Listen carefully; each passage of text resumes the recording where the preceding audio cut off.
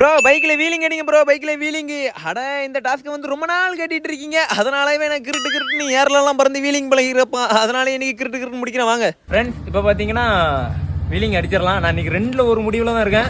ஐயோ நானா இல்லைனா இந்த வண்டியானு, வாங்க கிருட்டு வீலிங் அடிக்க.